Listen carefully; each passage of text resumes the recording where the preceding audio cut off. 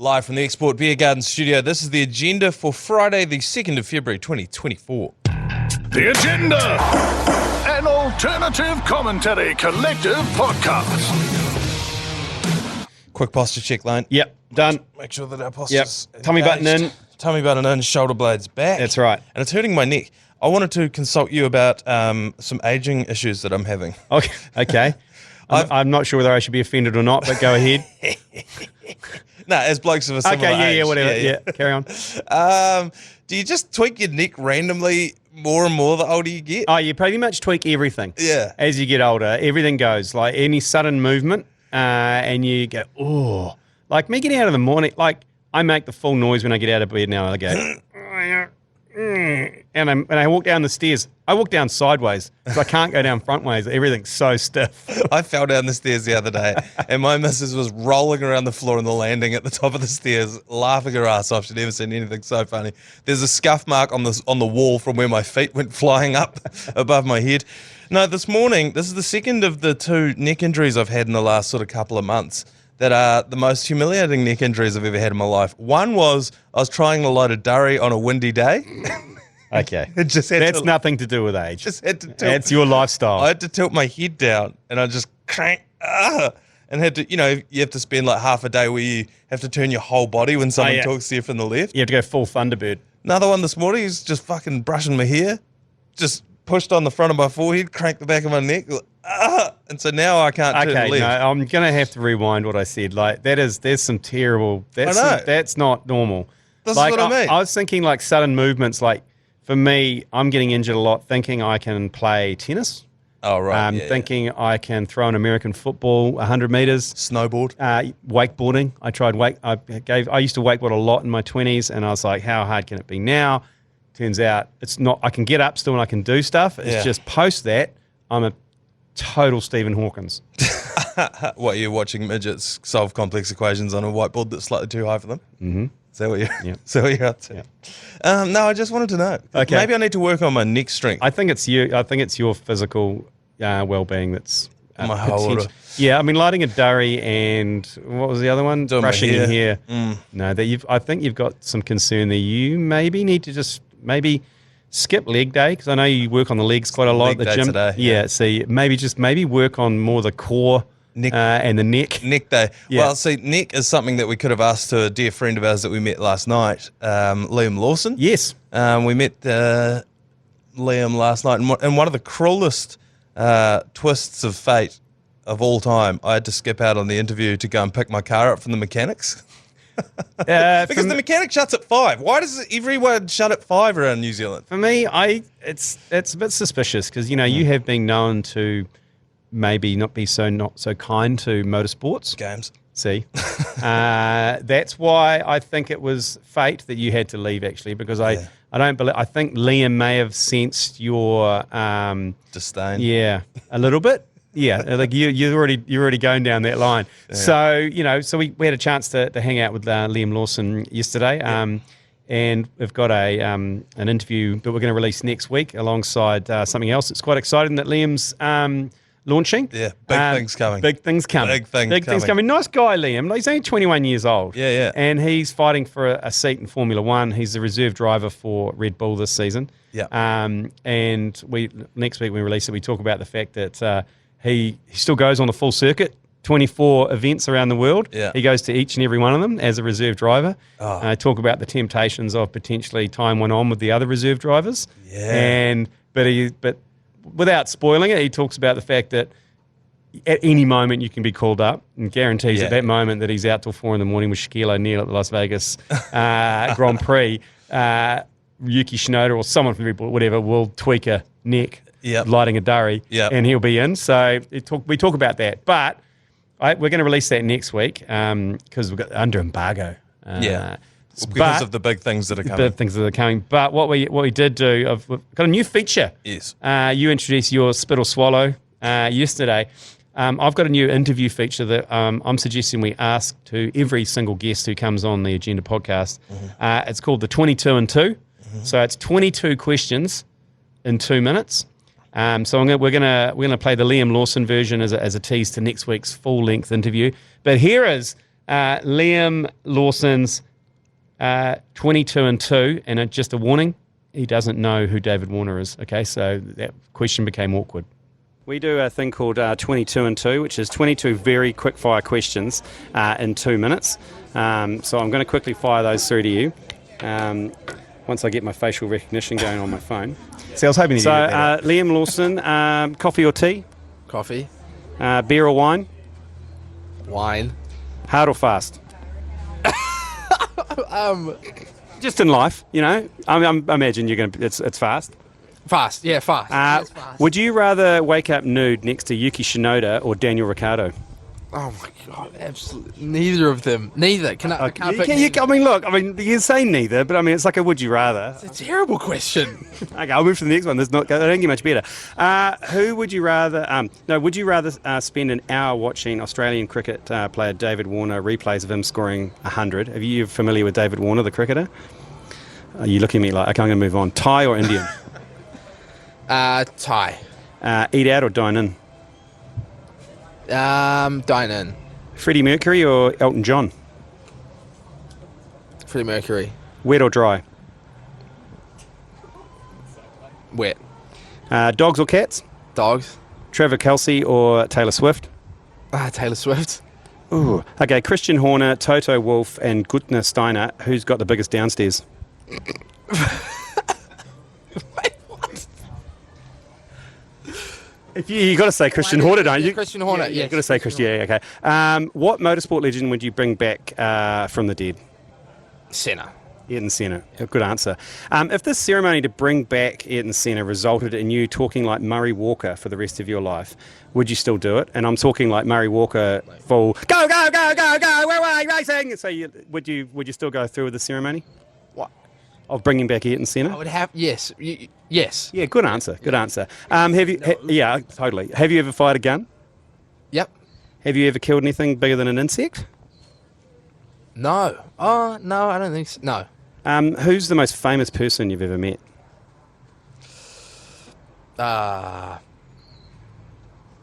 Honestly, I don't know. Maybe Terry Crews or Brad Pitt, probably. Oh yeah, Brad Pitt's pretty cool. Not many people have met Brad Pitt. If you had a reoccurring dream that a snowman killed himself with a hairdryer, would you be concerned? I'd probably be concerned if it was recurring. Yeah. Yeah, you did a good answer. If you were offered a knighthood, would you accept it? Offered a night. You have to. Yeah. Yes. Okay. Yeah. At what age do people say they've had a fall instead of falling over? You know, when your grandma goes, "Oh, I've had a fall, dear." At what age does it switch from falling over to having a fall? Probably 70. Yeah, I agree with you. I agree with you. Have you ever screamed at anyone, "Google me, motherfucker"? No, I haven't. Damn it. I have. If you were going to get a statue made of yourself, Liam Lawson, what pose would it be and where would you put it? Oh man, I don't know. It'd be like a race-winning pose. It would be a race-winning pose. I don't know. Dad's backyard? Yeah, probably. Yeah. Or your sister's place, just to rub it in? Yeah. Actually, I'd be my sister's place. Yeah. So there you go. David, wasn't a big fan of cricket. David Warner. No. But he was a good man. He actually took it all in his stride. Yep. He was very unsure about the Toto Wolff, Gutner Steiner, and Christian Horner's biggest downstairs. He would have been blindsided completely because he would have had no idea who we were and what was going on. No, and then he was just like, "Wait, what?" And would you rather rate nude next to Yuki Shinoda or Daniel Ricciardo? Because he's going to have to go and see these guys in a couple of weeks. Yeah, anyway, in the full-length interview, we actually get in a full testicular chat as well. Oh, great. Because one of my nut was hanging out. It was not hanging out, but it was stuck to the side of my pants. So we discussed that for the first part of the interview. You should have been there, Manaia, actually. You set me up. That's why I behaved so badly. Well, like I said, I had to go to the bloody mechanic. Got a good deal on some tyres, though. But yeah, why do they all have to shut at us? Anyway, his whole family was over there last night as well and hanging out, and a few of his mates. He's a good dude. I got a lot of time for Liam Lawson. Just 21 years old. Man, what I was doing when I was 21 to compare what he's up to is insane. And he's got a pretty busy year ahead of him. Obviously, he's 24 Grand Prix starting with Melbourne in a couple of weeks, I think. Oh, a few weeks. No, they've got testing in Bahrain, I think. and then it kicks off. So, yeah, good dude. The rest of that next week. Yeah. As we said, big things coming. And some big things coming right now in the Formula One world. Lewis Hamilton's making a shock move from Mercedes to Formula One rivals Ferrari for the 2025 season. This was big news in the office. Braden Ennell's sister came in and was absolutely shocked. She said this is the most shocking thing that she's ever heard of. What? She said it went Gaza, Ukraine, what's his name? Lewis Hamilton. Switching allegiances. What does that mean for anything? You've watched Drive to Survive. Drive to Survive, yeah. Yeah. Apparently, Liam Lawson features quite heavily in Drive to Survive next season. Oh, is that right? After his debut in the season. Anyway, Lewis Hamilton no surprise really. He signed for 2 more years with an option out of his 25 contract with Mercedes. So it's no surprise really that he's moved on. I think the Mercedes have been a bit cack the last couple of years. Right. And he wants to extend his record as the GOAT. Yep. So he's moved to Ferrari, who been on the improve the last couple of years. He's going to partner with Charles Leclerc. Carlos Sainz has been binned. Yeah. But this is like the NRL because they've got Carlos Sainz has to race for a year this whole season with Ferrari. That's bullshit. And he knows he's going. Yeah. So like he's looking around saying, who stabbed me? Obviously it was the principal and the sponsors, whatever, who stabbed him. Yeah. But he has to do the whole season. Same with Lewis Hamilton. But with Lewis Hamilton, he spent so much time at Mercedes. He can treat this as a kind of a testimonial season. Yeah. There's going to be no bitterness there, I don't think. They're going to move on to a new one. They got George Russell. I don't think they've signed their second driver yet, Mercedes. Yeah, right. So they'll announce that at some stage. But man, the amount of money, I was looking at how much you get paid, like kind of £50 million a year contract, £25 million a year. Like we're talking kind of 50, 60 million US a year. It's ridiculous. It is ridiculous. But there is only a select few of them. There is only 20 Formula One drivers. Yeah. You have to say there's only 10 drivers really going for the championship, and that's the kind of of the teams, the principal driver, like whether it's Hamilton or whatever. So there's only 10 people in the world. Yeah, they make so much cash now with Drive to Survive and the Vegas and the Miamis and the Austins and everything. There's so much cash floating around, but it's no surprise. It's very top heavy, isn't it? Formula One. Yeah, my match hard to get into. That's why the NFL. And where do you go if you don't make it? Yeah, this is why Liam Lawson's done so well. And don't underestimate the fact that he is the first reserve driver for Red Bull, the current Formula One champions, Max Verstappen. So don't underestimate that because there is such a tiny pool of human beings that compete in this compared to who wants to get into it. Yeah, it's like. Yeah, so that's kind of makes his achievements even better. Yep. So watching him with eager eyes across this year. You're not. No. Don't pretend. Someone. Oh, I didn't say. That was the most disingenuous. Honestly, that was the most disingenuous. Let's keep some eagle eyes on him. Either you're into it or not. Just say, look, I'm not really into it. Oh no, Lane, you're into it. I didn't say I was keeping an eager eye on him. I said someone is. Fuck, I don't know. I got to be honest with you. Motorsport. I was saying this morning. There are races in Formula One where no one's overtaken on the track. That would be like watching a boxing fight where no one's punched. But that's why the Drive to Survive has worked so well, is because they take all the politics and all the rivalries off track and make that part of the whole ecosystem. Not into it. Sometimes I agree with you, but the fact that I know the background and you see them interacting and everything makes it just a bit more interesting. Yeah. Yeah. Anyway, but shouldn't need to, but yeah. Out of all motorsports, though, it's probably the most interesting. That in NASCAR because we've got the Giz in there. Yeah. I don't know. Have you ever been to a monster truck rally? They're pretty sick. I'd probably rather watch that, to be fair. I would say I would watch more monster trucks. That's motor games. That's motor games. Yeah, fucking hell it is. That's not motorsport. It's all a waste of resources. You know what? I talked to Liam also about taking numpties on hot laps and how much fun that is watching them shit their pants. Yeah. That needs to happen to you. I want you to get in a car. I'm not saying it's not fast. I'm saying it's fucking boring to watch. It'd be fun to be in the car. You know what I mean? But his favourite trick is in Las Vegas to go down the straight, and they usually got the passenger on the left-hand side of the cars, and he tries to make them go close to the wall as possible to shit themselves, and he says they pretty much climb into his lap. Yeah. I said, God, I'd love to be able to do that without actually binning it into the wall. Yeah. That's what makes you shit yourself is the chance that it could. All right, we're going to take a quick break and we'll be back to talk a little bit of rugby. Lane, the Six Nations start this weekend. Yes. And you have a 4-leg multi on it, I believe. Three-leg. I got a 3-leg multi on it. I mean, again, my whole sporting realm now revolves around the Netflix docos and everyone doing their Netflix docos. Yeah. Because Six Nations have got one out from the last season, Yep. which is okay. It's Yeah. not bad viewing. They isolate a few players. They follow Scotland, which I quite like. They're my favourite Six Nations team. Yep. And they did pretty well last year. They beat England, which was good. Yep. So on that vibe, so first up is France-Ireland. Yep. Is the first game in France. France are the favourites for that, but I don't know. I think off the back of having no Dupont because he's off playing sevens. Yep. I've got Ireland to win that one, and England-Scotland. Sorry, it's England-Italy. Right. I've gone for England. They're hot favourites. Yeah. And then the Scotland-Wales. Scotland is actually favourite for that one after their performance last year. Yeah. But obviously Gats is back in charge of Wales. He's had a full season with them. So I am backing Wales to beat Scotland. Okay. Going against my heart, and I'm going with my head there. So Ireland to beat France, England to beat Italy, and Wales to beat Scotland. And it's paying about $6, $6 or $7 that multi, which is not No, and it's not bad eating. where's the kitty at the moment? About 300, I think. Okay, so this is almost a payout. This if is one almost a comes in. payout. If it comes off, it's a payout. So that happens over the weekend. Yes. The Six Nations, ungodly hours of the day. Yeah. But it's all go. Check out the doco. Yeah, it's actually it's not bad. Yeah. It's like it's one of those ones where they like how NFL add all the impact sounds. Yeah. To make it sound more epic. They do that as well with some of the hits that happen. Yeah. But it makes it more realistic because it's quite fleshy.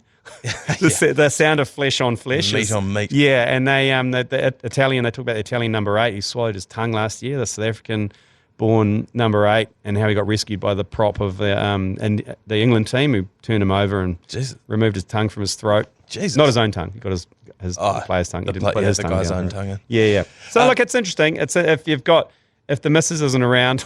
Yeah, I had that very situation Yeah. last night, and I sat there and I watched the trailer for ages, and then I was like, "Nah, I'm going to rewatch Curb Your Enthusiasm." Which, A great choice. Yeah. That's a great choice. But yeah, it's I think it's an alone one without because with your missus will hate it because it's full rugby head stuff. yeah, and I'm a little docoed out. There's just so many of them at the moment, isn't there? Yeah. They There's the come golf one. There's golf, the tennis one. There's that football one that you mentioned, the quarterbacks one Yeah. that's on Netflix, and that's all only on Netflix. But then there's ones everywhere else. I love it. I do love it because it's impossible to follow and pretend like you care.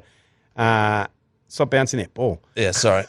It's impossible to act like you care about so many sports, but you watch those docos, and I think you can get away with a water cooler conversation around Sabalenka and all the tennis players. You I care about Sabalenka. I know you do. That's why I mentioned it because every time I do mention it, your face lights up for some reason. Yeah, well, not sure. She just won the Australian Open. Okay, She's the greatest professional women's tennis player in the world at the moment. Yes. That's why. Okay.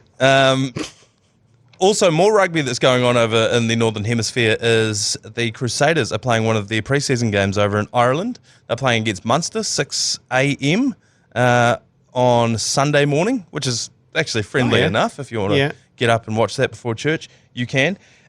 Willie Hines back playing for them. And it reminded me of the last time that Willie Hines played for the Crusaders in Christchurch. And it brought to my attention something that I didn't realise so few people were aware of, and that is the Sea City Brothers. You haven't heard of the Sea City Brothers, have you? I showed it to a couple of people around the office this morning. I presumed that everyone knew about the Sea City Brothers. I presumed that they were a really big thing back in the day, but apparently not. The Sea City Brothers were a rap group made up of Israel Dagg, Andy Ellis, Oh my God. Robbie Fruin, Willie Hines, and allegedly executive produced by Dan Carter, although I don't know if he was actually present for any of this. But this is one of their, in fact, I think their only hit songs. Oh, there's evidence. Oh, hell yeah. Yeah, there's a video on YouTube, Oh, which I my think God. we're going to post later on today, but this is just a little clip from that hit song. Never walk away.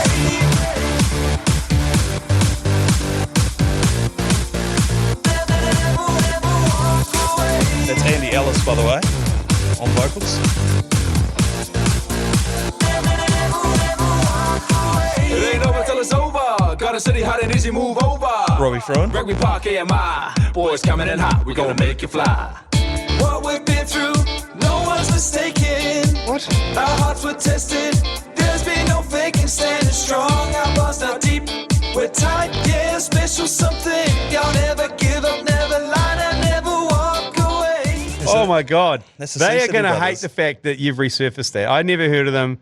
That makes me, I don't know. It's made me feel something. I don't know what it makes me feel. I thought that everyone was aware of the Sea City No. Brothers. I thought that they were a big thing around. Maybe it was just a big thing in Canterbury. When I Maybe was a they kid. geo-blocked them. Maybe they geo-blocked Yeah. them. It's also, I think, because I worked with Izzy Dag, a couple of years Yeah. ago, that the videos would circle every couple of months. Check out the Sea City Brothers. But I just presumed everyone was aware of it. And when I found out this morning that no one had seen that video, I was No. like, I've got to share it. This is a banger. And, it's I don't know coming about- back around. I don't know about Bang. I don't know about rap group. It sounded more kind of Dancey, pop, poppy, kind of Justin Timberlake. Well, they were blending a lot of genres. They were ahead of their time. Yeah, right. Yeah. Okay. So They're blending something, but I'm not sure what. That's energy quite, drinks and sleeping That's pills. quite something. That video is up on YouTube. You can go and have a look at it. I think we're going to try and post that. We later- have to. We later have on to. this afternoon as well. There's a video that they posted at their training ground. They're in suits. There's footage of them in the studio, in the lab cooking it up. Well, was this about the same time that Israel Dag did the boys Men in Black? In New Zealand. Yes. I think this is what propelled him to that. But I think this was the stepping stone. Okay. The Sea City Brothers walked so that Israel Dag could fly, quite literally, on Air New Zealand. But yeah, so that is the Sea City Brothers, and I just thought I would share that with you guys today on the podcast because I didn't realise how many people hadn't seen the Sea City Brothers before. Oh, thank you. I can't wait for them to get in touch after we repost that. Let's get into some cricket, Lane. The first test against South Africa is happening this weekend. Yep. Could New Zealand, this is my big question for you, could New Zealand win the game with James Michael Lane opening the bowling And still win? and still win? Yes. Yeah, I reckon I could come in off the long run. I reckon I got 3 overs in me, and I'll field it maybe fine leg. Okay. Do you think they could win if you opened the bowling and the batting? Yes. Yes. I reckon they could beat them with. You're basically asking me if New Zealand could win with 10 men. Yeah, that's right. That's Because pretty. I mean, if you open the batting, you're out straight away. yeah, if I score 10 runs, 5 runs, it's a bonus. Yeah. I mean, they might not even bowl me. When you say opening the bowling, just 6 balls and then I'd retire to No, fine leg. you've got to play however many. You've got to bowl however many our opener would have bowled anyway. Okay, like a minimum of 20 overs or something. Yeah, yeah. Yeah, A okay. decent spell. I'm coming in. I'm not coming on the long run then. What about if you had to bowl every ball that Wagner would have otherwise bowled? No. No, because I physically couldn't do that. No. So that's impossible. But yeah, everyone's writing them off, aren't they? Yeah, 100%. Like the TAB are paying now $8 for. Yeah, They were paying 11s. $8.30 for South Africa, New Zealand $1.18. I think the only reason South Africa aren't still at 11s is because so many people would have got on that. They would just be like, who knows? Yeah, well, we are returning to the scene of the Bangladesh test crime. Yes. Bay Oval. Yeah. So who knows? And also, no one knows any of these players. Yes. They could be producing some under-19 freak show who could carve us up. Who knows? Because hand on heart, don't know any of them. Well, I'm glad you've brought that up because I've gone through and put together a little bit of a who's who in the Proteas zoo. You'll be saddened to know that they don't have any under-19s coming through. They've brought in a lot of... They're all playing at the under-19 World Cup. They are. And so there's a lot of 30-year-olds who haven't played in 5 years that are coming over. But let's run through a few of them. Neil Brand, he is the captain and he is on debut for South Africa. Right. So this is the second time in the last 50 years that someone has debuted for their country and captained in a test match for the first time. That doesn't count when Bangladesh got test match, the first time that country's ever played. Second person to ever do it. The first person was a Kiwi, and it happened in 1995. Do you know who it is? Yes. Who is Lee it? Jamon? Yes, it is. Yeah. That's exactly what it is. I asked around the office and no one got it this morning. How did he? How many more games did he play? Not many. Yeah. It wasn't a great team. We were opening with Blair Hartland and Of Heartland Chips? Yeah, Blair Hartland and Brian Young or something were opening the batting. And I think it was the time where we had, Shane O'Connor, Big Keza Wormsley. Right. It was an interesting time, that mid-90s. It was just before the Fleming Astle sort of era. Quite a challenging time. It was before Vittori. He made his debut in 97. Yeah. And then McCullum and all that came in. It was a very it was hard to be a New Zealand cricket supporter during that time. There were some real dark times. Yeah. Clyde Fortune is another player that's going to be in the Proteas team this weekend. Don't know if he'll be in the starting lineup or not yet, because obviously they haven't named the team, but he was in the 2014 under-19 South African team with Rabada and Markram. And his debute's happening this weekend if he plays. It'll be at 28 years old, so he's been watching Rabada and Markram just tear it up for the last few years. Just thinking, bugger this. Dane Peed, I would compare him to the Ajaz Patel of South Africa. He took 8 wickets on debut against Zimbabwe, and he hasn't played since 2019. Okay. He is now 33 years old. Dane Patterson, he is a 34-year-old who has played 2 tests. Who's not who in the zoo for the Proteas? Dean Elgar. He's not there. Aidan Markram, Marco Janssen, Kagiso Rabada, and Langi Ngidi. So no Marco Jansen, because he was quite good fun last time, because I remember he had a bit of a battle with Jameson. Remember they were at each other, bowling each other bounces, and he's a big, lanky ass 7-footer, Marco Jansen, who can actually bat as well. And remember he was batting down in Christchurch, and they were chirping the shit out of him. And I think he loves it, Yeah, he's quite young. Yeah. He was only in his, I think he was maybe 19 or 20 when he was out in New Zealand last time. But he's come a long way. But so that's kind of 5 pretty key players. Yes. 3 of which are bowlers. Yes. Attack, opening bowlers. Yeah. I don't know. Who knows? I don't know any of this team. That's right. It could be good eating at $8. If you throw a lazy 10 on that, it's a good happiness insurance. Yeah. And the other thing about it is, I feel like in cricket, more so than any other sport, people on debut tend to have great debuts versus other sports. And I think it's because you don't know anything about these guys when they come into the team. Yeah, who's doing the computer analysis of these guys? Yeah, exactly. Because you can't find anything. Nah, I mean, there'd be a lot of stuff over in South Africa. Most of these guys are in their mid-30s, so there's probably a bit of tape on them. But yeah, it's like, what's our man Sinclair got a double ton on debut. There's all these. Lee Vincent got a ton on debut at Perth. Yep. There's all these different stories about players coming out and just having an absolute banger, and I think it's because people don't know what to expect. It's like when you're playing, last man stands or any cricket at any level other than professional, and some guy comes on, you're like, I don't know what the fuck he bowls. Like, right arm over the wicket, okay, but like, what's he going to do? It's like Ajaz Patel facing up to there's the Indian guy with a funny action. What's his name again? Bumrah, yeah. He didn't know what to expect. And it came fizzing past his nose at 140, and he was like, Jesus Christ. Off a 4-step run up Yeah. with some weird mechanical delivery. Like, hang on, what the fuck was that? Anyway, so 11 o'clock Sunday, we have coverage live, free on iHeartRadio. Just text cricket to 3236 and you'll get the link and the whole schedule as well. But do our best work in Test cricket, Manaia. Yeah, we do. Because we can really go down holes in which we shouldn't be going down. The razzle-dazzle of T20 is all over in 3 hours. 1 day is even, you can't even. There's a bit too much razzle-dazzle. Whereas Test cricket, you can really get yourself in a lot of trouble. Yeah, well, it's a test for the teams, it's a test for the players, and it's certainly a test for the commentators. To see how far we can go. And you can watch the gradual descent into madness throughout a day, throughout 5 days. Yeah. By the afternoon session of day 4, we've just completely lost the plot. We've lost all attachment from reality. We haven't seen sunlight in 4 days. Yep. And it just gets way off into the weeds. So I'm looking forward to that one firing up. And also just good to watch Test cricket. Back at the Bay Oval. The weather's looking magnificent as well, which has been a bit of an issue at Bay Oval this summer. But it's 5 days of glorious sunshine. Sticking with cricket just quickly, former Pakistani Prime Minister Imran Khan and his wife were sentenced on Wednesday to 14 years in prison for corruption. What? Yeah, so they are having an election over in Pakistan. This sounds quite like jumped up charges. And so he was the Prime Minister, and then there's another election coming up, and so they've been like, oh no, send him to jail for 14 years. Apparently the sentence was passed down so quickly his lawyer couldn't even get to the courtroom before the charge was given to him. So Imran Khan will be away for about 14 years, so no longer eligible for selection for the Pakistani cricket team either. Oh, gee, I can't imagine that he's going to go to like a proper prison. This will be some sort of like dignitary prison where they've still got chefs and Do you reckon- butlers and stuff.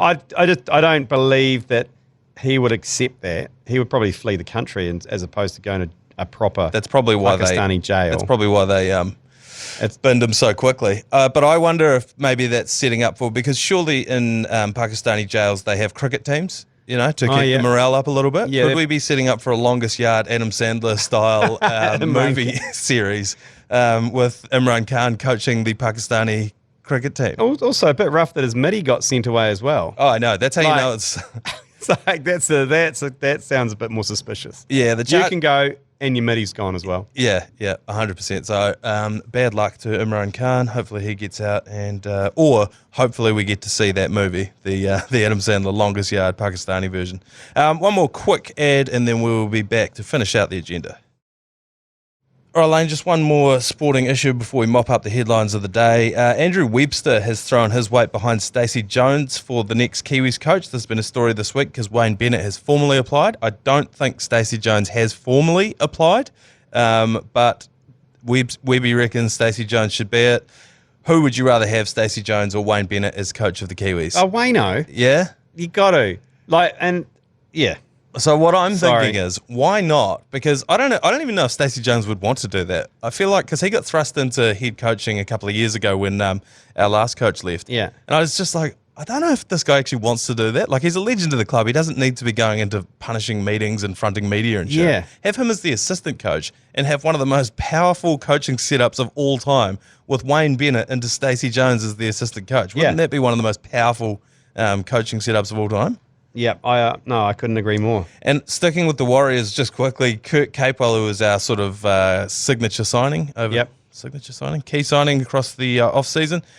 The headline that's going around the news today reads, "I couldn't find a better club."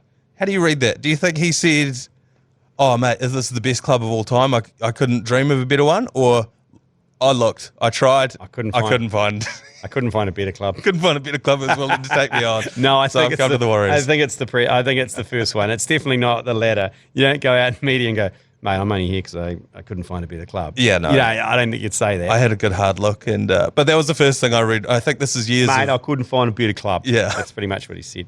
Yeah. That's not how I read it, but I think that's just part of the cynicism of being a Warriors fan. Yeah, Just just a general cynicism of being a New Zealand sports fan. yeah. It's like, look, I had a crack. Just a quick little mop up of a couple of news stories that caught my eye this morning. Machu Picchu has been deserted for the last few months. Have you ever been to Machu Picchu? I haven't been to Machu Picchu. I haven't done South America, but I know Lee Hart is a big fan of Machu Yes. Picchu. He lived in Peru for quite a long did. period of his life, so he's done it a few times. Yeah, it's one of the places I'd love to go. Obviously, a lot of alpacas and llamas around there. Yeah, you can ply your wares there. Apply my trade, yeah. But yeah, so it's been shut for the last couple of months. Well, not shut, but it's been deserted, and that's because the government reported a $1.8 million discrepancy in ticketing. So whoever was taking the tickets, there was a certain portion being siphoned off before it made it back to the government. Pretty standard. Yeah, so $1.8 million discrepancy. The government's like, hang on, the fuck? You guys pocketing money off these tickets. Which one of you is doing that? So they wanted to put it to a private company, but obviously everyone kicked off. So like, you can't. So they're going to Ticketek. Yeah, so they're going to Ticketek. So now it's like, okay, I want to go to Machu Picchu. Pick your seat. Yeah, And you got a booking fee. GA. Yeah, you can either get it mailed to you or you can get it like on your Handling phone fee. for another $5. Now people are scalping them. It's on Trade Me, but like, how do you know the guy's legit? So you're sending them. It's on DMs. Via Go. Yeah, I got to go around to this guy's house now and try and buy these tickets again. So obviously everyone's just like, nah, fuck that. So they massive protest. They blockaded the road, blah, blah, blah. And long and short of it is, no one's been sure if they've been able to get into Machu Picchu or not, so they haven't been going there. Yeah. There was a resort there that had 18 rooms and they only had 2 tourists, and it's just 2 dudes from Portugal. But how good would it be to go into Machu Picchu while everyone else is away Yeah. and just have the run of the place? Yeah, absolutely. So- Yeah, Now might be the time to head over there. I think so. And another ridiculous craze that's coming out of Japan, because of course it is. First there were cafes that allowed pets, then came cat cafes. There was one in Auckland. The latest craze in Japan is the pig cafe. First question for you, Lane. Would you go into a cafe that had pigs in it? If they were pygmies. Great news for you. They are. The My Pig Cafe in fashionable Harajuku is among 10 such pig cafes in Tokyo. The animals known as micro pigs don't get much bigger than a corgi dog. Yes, okay, I'm in. I'm in. I mean, big pigs, I don't want to hang around with a big cooney who's going to shit on me. Yeah. But you give me a micro pygmy pig and I'm into it. Because they're little cute little things. Yeah, they are. And you'd want to take one home, wouldn't you? Yeah. And you can, because they make great pets. They can be purchased from that cafe, the My Pig Cafe, for about 200,000 yen. That's about $2,000. Yeah. They've already been, when you buy them, they've already been toilet trained and are used to being with people. And this cafe reckons it's already sold 1,300 pigs as pets. You sound like you're all in on the Oh, man, I'm all pig. in. I'm all on a micro pig. Yeah. I'm a big fan. Harajuku is, we went there when we were there for the before the Rugby World Cup, the last Rugby World Cup there. And we wanted to film inside a cat cafe, but they wouldn't let us. So for some reason, they got real funny about it. Really? I don't know why. Maybe it's because we might get some behind-the-scenes footage of the cats being drugged or something. I don't know, but they were very jumpy. They've probably had some like animal rights activists come in there and film. Probably. And so they're like, "Wait, are you animal rights activists?" It's like, no, listen to this podcast. You can tell that I am definitely not. Oh well, that's good. I'm keen to head back to get myself a micro pig. Yeah, well, that's it. Well, Maybe they can't. They used to be called pygmy pigs, but they can't. Is that some sort of? Is that cancelled? Pygmy pig. yeah, I think it might be Okay. Eskimo lollies. Micro pig now. Yeah, we'll stick with micro pigs. And for $2,000, you can get one at My Pig in Tokyo, which we will do when we go over to watch the All Blacks later on this year. Yeah. Do you reckon I'll post one? I don't know if they'll post it. I tried to post a kinner once, and they wouldn't post live animals, which they consider a kinner mollusk. a live animal. Really? Yeah. Okay. So if they consider a kinner to be a live animal, I'm sure they consider a pig. Yeah, But true. I'm sure there'd be a way of getting a little micro pig over here. And just before we wrap up here, the Exports Ultra Summer Series is ongoing at the moment. We get your chance to win one of 4 Ultra weekends away. And we have our second winner, Ultra Weekend winner number 2, Paige Melsop from the Bay of Plenty. She's won a night away at the Tron. With, accommodation and travel to the Chiefs vs Crusaders game on the 23rd of February. All thanks to our mates at Export Ultra. How good is that? You know what? You cannot mock Hamilton. I grew up in Hamilton. The nightlife in Hamilton, it is a good time. It Also- is a good night out, and that game especially. Yes. Chiefs Crusaders. The Chiefs fans will be out in force that night, so it'll be a good night. And as we've said ad nauseum on this podcast, Hamilton's one of the last towns in the country that still gets overtaken by Super Rugby fever. The whole town knows that the Chiefs are playing the Crusaders that night. And if you want to win the ultimate weekend away for you and a mate, you can text weekend to 3236. Tell us what your ultra weekend looks like to be in to win. So I suggest you do that now. Yeah, beauty. And we will knock this on the head. We'll see you on Sunday for the cricket. Sunday for the cricket. 11 o'clock start, iHeartRadio. Get onto it. Otherwise, back Monday. All right. We'll see you then. All right. You've been listening to the ACC's Agenda podcast. For more episodes, subscribe on iHeartRadio or wherever you get your podcasts.